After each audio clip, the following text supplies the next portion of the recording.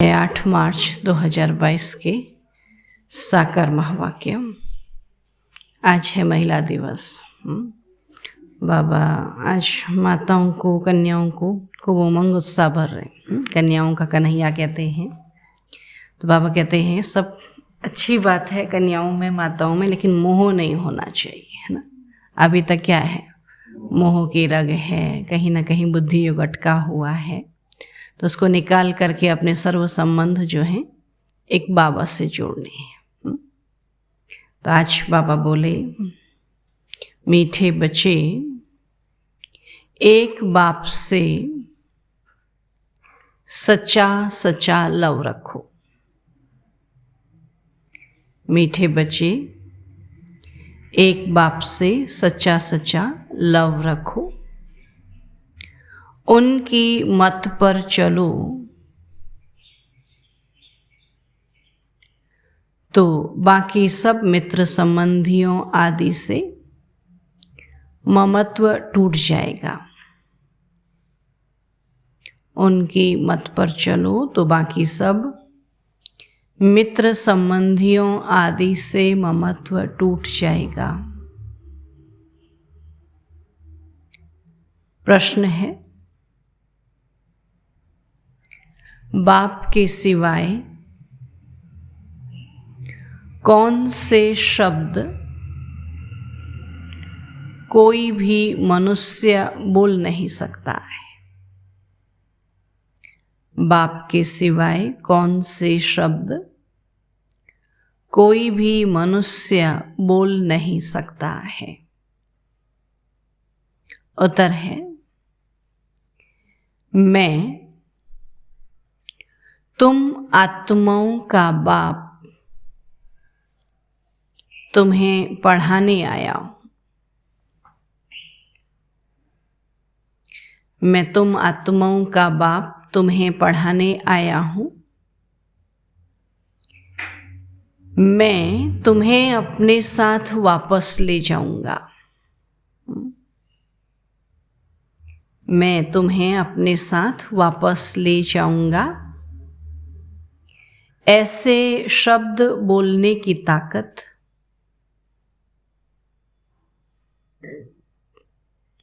बाप के सिवाय किसी भी मनुष्य में नहीं। ऐसे शब्द बोलने की ताकत बाप के सिवाय किसी भी मनुष्य में नहीं। तुम्हें निश्चय है यह नया ज्ञान नई विश्व के लिए है। तुम्हें निश्चय है यह नया ज्ञान नई विश्व के लिए है, जो स्वयं रूहानी बाप हमें पढ़ाते हैं। जो स्वयं रूहानी बाप हमें पढ़ाते हैं। हम गॉडली स्टूडेंट हैं। हम गॉडली स्टूडेंट हैं। गीत है, भोलेनाथ से निराला कोई और नहीं, सबकी बिगड़ी बनाने वाला कोई और नहीं। ओम शांति। बच्चों को देने वाला हमेशा बाप होता है। जो प्राप्ति होती है वो बाप से होती है। एक बाप होता है हद का, जो अपने 5-8 बच्चों को वर्षा देता है। तो बेहद का बाप बेहद का वर्षा देते हैं, तो वह सबका एक ही बाप है। अब लौकिक बाप तो बहुत हैं, अनेक बच्चे होते हैं, तो यह है सब बच्चों का बाप ना। शिव बाबा जो है वो सब बच्चों का बाप है। ब्रह्मा विष्णु शंकर को भी बाप नहीं कहेंगे। शंकर का कार्य ही अलग है, वह देने वाला नहीं है।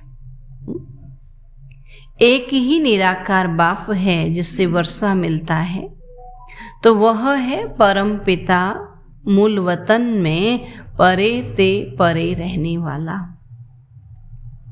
तो समझाने की बड़ी युक्तियाँ चाहिए और मीठी जबान भी चाहिए। युक्ति से भी सुनाए और बाबा कहते हैं मीठे प्यार से भी सुनाए, तो मीठी जबान भी चाहिए। काम महाशत्रु है, इन पर जीत पानी है। अब कन्याएं तो स्वतंत्र हैं, नहीं कोई बंधन नहीं है ना। ऐसे बहुत मनुष्य होते हैं जो ब्रह्मचर्य में रहना पसंद करते हैं, विकारी कुटुंब परिवार में नहीं जाना चाहते, तो ऐसे ही रह जाते हैं, है ना। गृहस्थ में नहीं जाना चाहते, विकारों में नहीं जाना चाहते, तो ऐसे अकेले रह जाते हैं। बाबा कहते मना नहीं है ना, किसी को जबरदस्ती नहीं है कि गृहस्थ में ही जाना है ना। अकेले भी रहना चाहे तो रह सकते हैं, कोई मना थोड़ी है। तो कन्याओं का कन्हैया बाप तो मशहूर है ना। कन्या कहते कोई नहीं है, जिसका कोई नहीं है उसका भगवान है, इसलिए कन्याओं का कन्हैया कहते ही है ना। अब कृष्ण कोई कन्याओं का बाप नहीं है ना। उन्होंने कृष्ण को भगवान कहा, लेकिन भगवान तो बाप है, लेकिन कृष्ण थोड़ी कोई बाप है।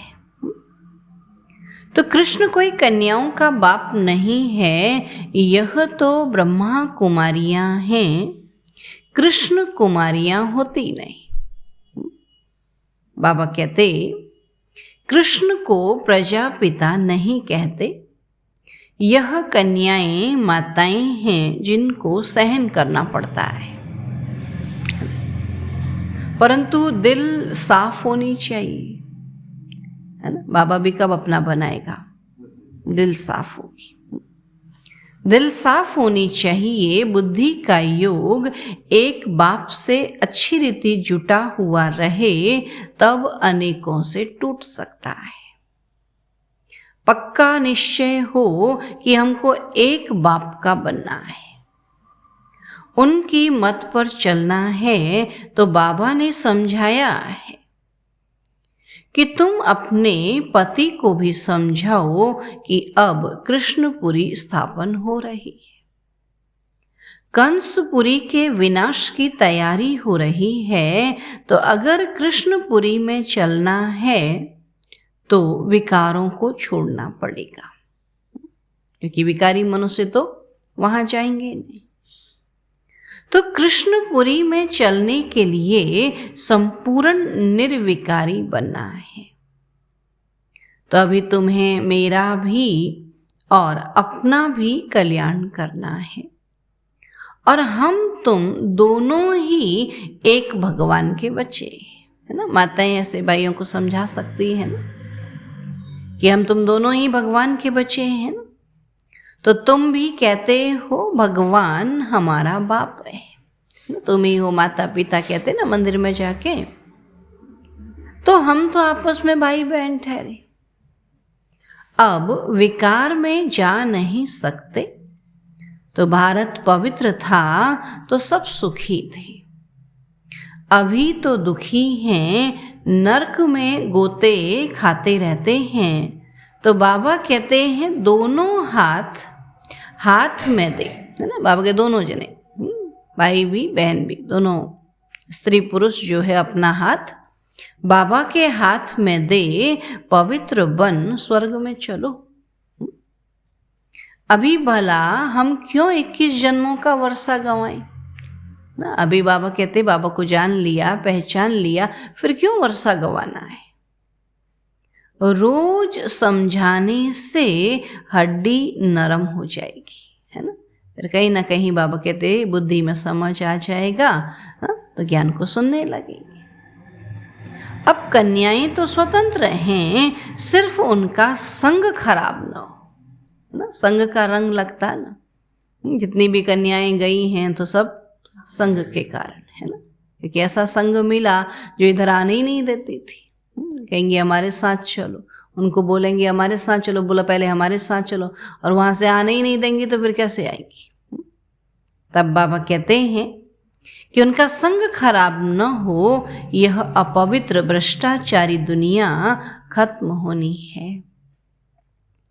तो बाप कहते हैं पवित्र बनो तो पवित्र दुनिया का मालिक बन जाएंगे। तो ऐसी युक्ति से समझाना है, विष्टा के कीड़े हैं तो उन्हें भूं भूं कर आप समान बनाना है। शक्ति सेना में शक्ति भी चाहिए ना। बाबू जब शक्ति, हम शिव शक्ति है कहते हैं, तो फिर शक्ति भी तो होनी चाहिए ना, कम से कम खींच करके अपना बाबा का पास तो लाना चाहिए ना। बच्चों आदि को तो संभालना ही है, बाकी मोह नहीं लटकाना है।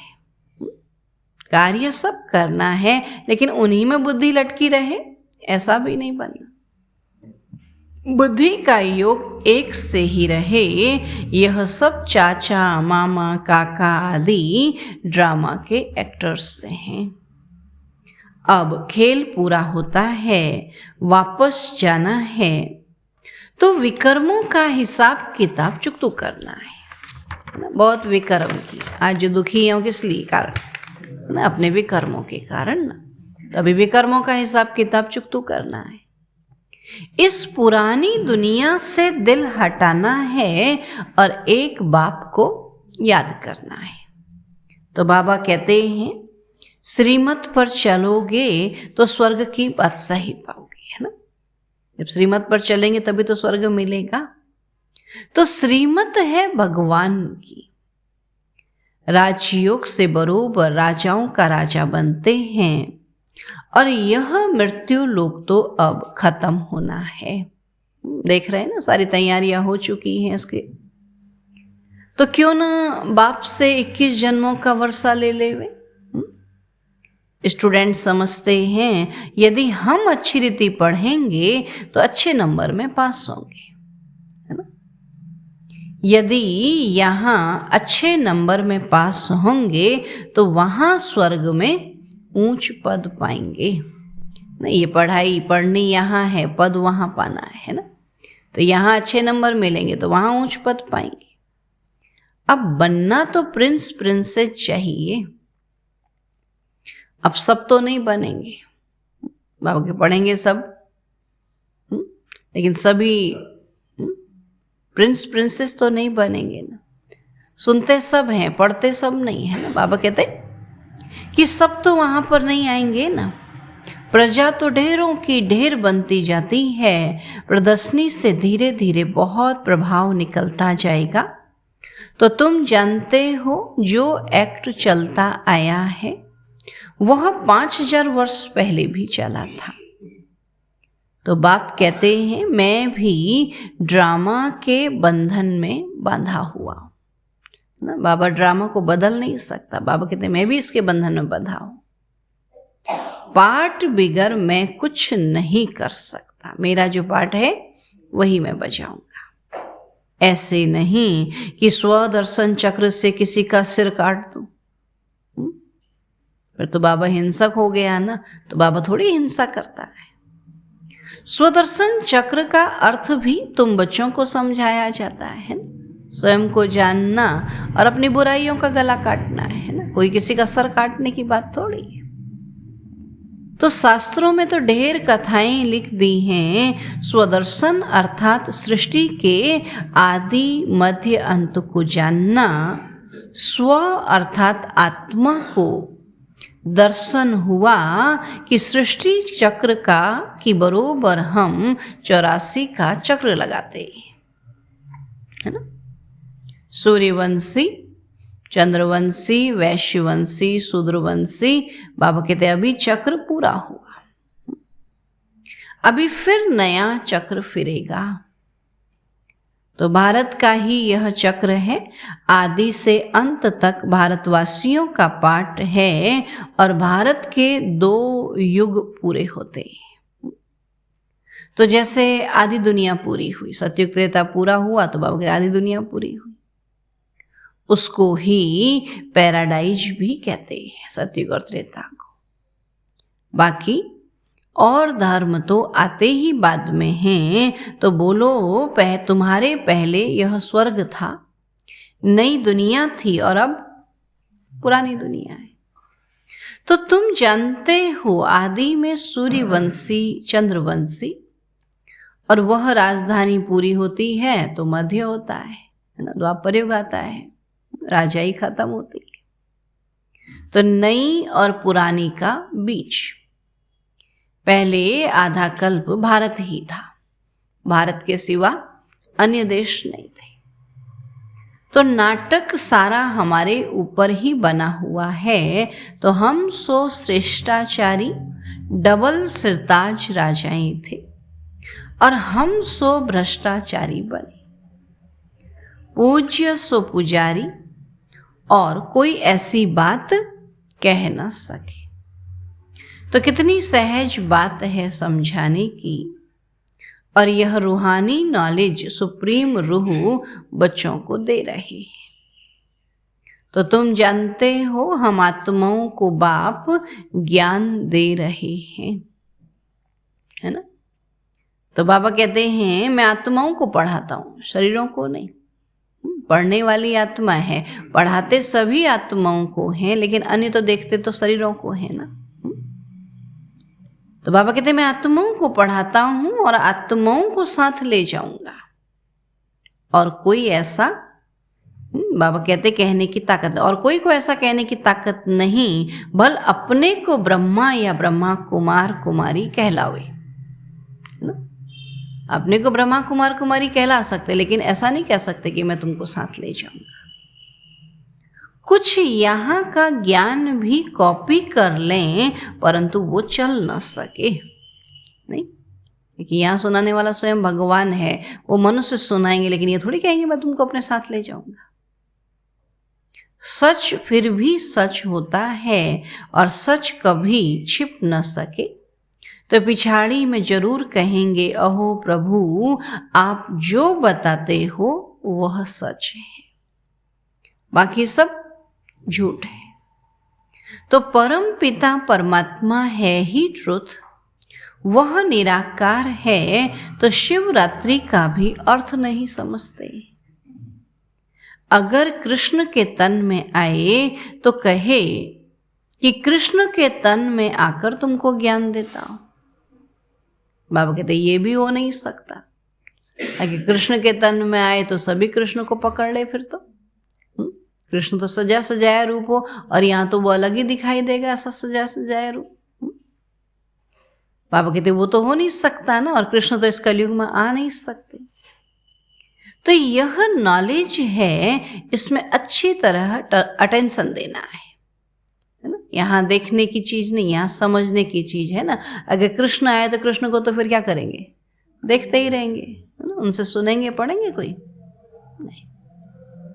तो यहाँ अच्छी तरह अटेंशन देना है। हम गॉडली स्टूडेंट हैं, यह बुद्धि में नहीं है तो बुद्धि में कुछ भी बैठेगा ही नहीं। तो तुम्हारे बहुत जन्मों के अंत का यह अंतिम जन्म है। तो यह मृत्यु लोक अब खत्म होना है, तो मैं आया हूं अब अमरपुरी का मालिक बनाने।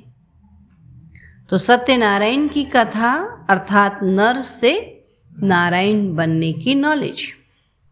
बाबा कहते कथा नहीं, कथा तो सुनी और खत्म, लेकिन नॉलेज लेनी है, धारण करना है, और वैसा ही हमको बनना है।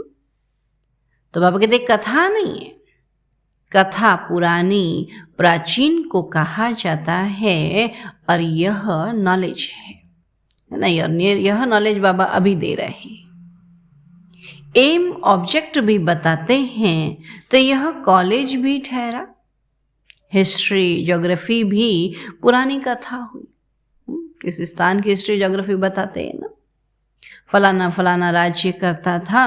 तो अभी बाप कहते हैं मेरा भी ड्रामा में पार्ट है। ब्रह्मा द्वारा स्थापना, शंकर द्वारा विनाश, उन्हों को यह बॉम्ब्स आदि तो बनाने ही हैं विनाश के लिए। तो यादव कौरव पांडव क्या करत भय, यादव बॉम्ब बनाते रहे और बॉम्ब चलाते रहे। बाबा कहते कौरव लड़ते रहे, पांडव तो किसी से नहीं लड़ते ना, पांडव तो पढ़ाई करते हैं, भगवान को याद करते हैं। शास्त्रों में तो उल्टा सुल्टा लिख दिया है। यादवों के लिए ठीक लिखा है कि अपने कुल का विनाश स्वयं ही किया। कर रहे हैं ना? बाबा कहते विनाश ही तो कर रहे हैं, कोई विकास तो किया नहीं। तब बाबा कहते यादवों के लिए ठीक लिखा है कि अपने कुल का विनाश स्वयं ही किया, बाकी पांडवों और कौरवों की हिंसक युद्ध दिखलाई है और यह तो हुई नहीं है। तुम्हारे साथ है परमपिता परमात्मा, वह है मुख्य पंडा और गाइड। तो पतित पावन भी है, लिबरेटर भी है। रावण राज्य से छुड़ाकर राम राज्य में ले चल रहे हैं। तो बाबा कहते हैं यह रावण राज्य खत्म हो, मुर्दाबाद हो, फिर पावन श्रेष्ठाचारी सतयुगी राज्य शुरू हो रहा है। तो यह तुम बच्चे ही जानते हो और किसी को समझा भी सकते हो और कोई जान नहीं सकते। भक्ति मार्ग के शास्त्र तो बहुत जानते हैं, नहीं? समझते हैं भक्ति से भगवान को पाना है। कहेंगे बहुत भक्ति करेंगे तो हमको भगवान मिल जाएगा। अरे भगवान मिल गया फिर उसकी भक्ति करो ना, फिर उसको याद करो ना। तो भक्ति माना याद करना, वहाँ तो बिना जाने याद कर रहे हैं ना। मेहनत तो तब है जब जान लिया, पहचान लिया, तब उसको याद करें। तो समझते भक्ति से भगवान को पाना है। आधा कल्प भक्ति मार्ग, तो भक्ति के अंत में ज्ञान सागर आकर ज्ञान का इंजेक्शन लगाएंगे। तो तुम बच्चों की पतित पावन गॉड फादरली स्टूडेंट लाइफ है। पतित पावन माना सदगुरु, तो ओ गॉड फादर माना परमपिता परमात्मा, और वह फिर शिक्षक रूप में राजयोग सिखलाते हैं। तो कितनी सहज बात है। बाबा कितने सहज रीति बाबा आया है ना सिखाने के लिए। दुनिया में एक पढ़ाई पढ़नी होती, कोई सीखना होता, कितना मुश्किल होता है, और बाबा इतना सहज राजाई सिखा रहा है। तो पहले पतित पावन जरूर लिखना चाहिए। तो गुरु सबसे तीखा होता है। समझते हैं गुरु सदगति देते हैं, दुर्गति से छुड़ाते हैं। तो बाप कितना अच्छी रीति समझाते हैं ना, क्योंकि बाप ही हमारा टीचर भी है तो सदगुरु भी है ना, तो सबसे अच्छी रीति समझाते हैं। परंतु यह किसी की बुद्धि में नहीं बैठता कि भगवान के हम बच्चे हैं तो जरूर वर्षा मिलना चाहिए ना। बच्चे हैं तो बच्चों को तो वर्षा मिलना चाहिए ना। तो बाबा कहते हैं बच्चे तुम रावण पर जीत पहनो तो जगत जीत बन जाएंगे ना। सारी पढ़ाई किस लिए? बाबा कहते हैं रावण पर जीत पाने के लिए। तो श्रीमत पर चलना है। जैसे बाप मीठा है वैसे बच्चों को भी मीठा बनना है, तभी तो बाप जैसा कहेंगे ना। युक्ति से समझाना है और आगे चलकर समझेंगे। तुम पर भी विश्वास करेंगे, देखेंगे लड़ाई तो लग गई है, तो क्यों ना बाप से वर्षा ले लेवे, है ना। अब देखेंगे ना लड़ाई तो लड़ी गई है, लगी गई है, तो यही समय है ना। जैसे पहले भी पता पड़ा ना 2000 में, 2012 में, तो उससे पहले खूब पुरुषार्थ करने लगे, खूब बाबा के बच्चे बने। बोला अब तो विनाश हो ही जाएगा, चलो इसी समय बन जाए। जैसे बच्चे करते हैं ना, जब पता पड़ता है अभी 1 हफ्ते बाद पेपर हैं तो खूब पढ़ने लगते हैं। तो ऐसे यहाँ भी होता है, जब पता पड़ता है कि अब विनाश होने वाला है तो फिर पढ़ने वाले बहुत हो जाएंगे। तो उस समय बाबा कहते पता पड़ेगा। तो कहेंगे लड़ाई तो लगी गई है तो क्यों ना बाबा से वर्षा ले लेवे। ऐसी लड़ाई आदि के समय विकार की बात याद नहीं रहती है। ऐसे कोई नहीं कहेंगे कि विनाश होने से पहले विष की टेस्ट तो ले लेवे। उस समय अपनी संभाल की जाती है। तो जन्म जन्मांतर से यह काम कटारी चलाने से तुम्हारी यह हालत हो गई है, दुखी हो गए हैं। तो पवित्रता में ही सुख है। सन्यासी पवित्र हैं तभी तो पूजे जाते हैं। परंतु इस समय दुनिया में ठगी बहुत लगी पड़ी है। धनी धोनी तो कोई है नहीं, प्रजा का प्रजा पर राज्य है। तो स्वर्ग में लक्ष्मी नारायण का कितना नंबर 1 राज्य था। तो भारत कौन कहलाए? बाबा कहते भारत कौन कहलाए? जो आभा में रत है ना, जौरा के लिए रत है ना, जौरा दिखाते हैं ना पवित्रता का, जो उसमें रत रहे वो भारत कहलाए। भारतवासी सब किस लिए करते पुरुषार्थ कि हमारा औरा जो है, हमारा आभा मंडल जो है वो खूब अच्छा हो, गोल्डन औरा हो। तब बाबा कहते हैं कि स्वर्ग में लक्ष्मी नारायण का कितना नंबर 1 राज्य था, तो भारत कौन कहलाए यह सब भूल गए। रुद्र माला है, फिर है विष्णु की माला, ब्राह्मणों की माला तो बन न सके। बाबा कहते इस समय ब्राह्मणों की माला तो बन न सके ना, आज कोई नंबर 1, कल कोई नंबर 1, क्योंकि नीचे ऊपर गिरते चढ़ते रहते हैं। आज 5-6 नंबर में और कल देखो तो है ही नहीं। वर्षे से भी, राजाई से भी खत्म हो जाते, बाकी रहा प्रजापद। तो यहां रहकर भी छोड़ देते तो प्रजा में भी अच्छा पद पा नहीं सकेंगे। विक्रम बड़े जोर से होते, तुम्हें भगवान पढ़ाते हैं तो कितनी वंडरफुल बात है। नई दुनिया के लिए यह नया ज्ञान है। तुम नई विश्व के मालिक थे और अभी पुरानी विश्व में कौड़ी तुल्य हैं। तो बाप कौड़ी तुल्य को फिर से हीरे तुल्य बनाते हैं। तुम कांटों से फूल बन रहे हो। सुना बाबा क्या कहता, कलयुग में सब कांटे हैं और तुम फूल बन रहे हो। अच्छा, मीठे मीठे सिकील अधे बच्चों प्रति माता पिता बाप दादा का याद प्यार और गुड मॉर्निंग। रूहानी बाप की रूहानी बच्चों को नमस्ते।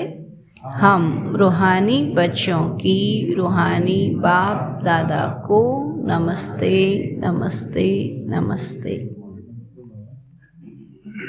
धारणा के लिए मुख्य सार है, किसी भी संबंध में मोह नहीं लटकाना है। संबंध निभाना है, प्यार रखना है, लेकिन मोह नहीं लटकाना है।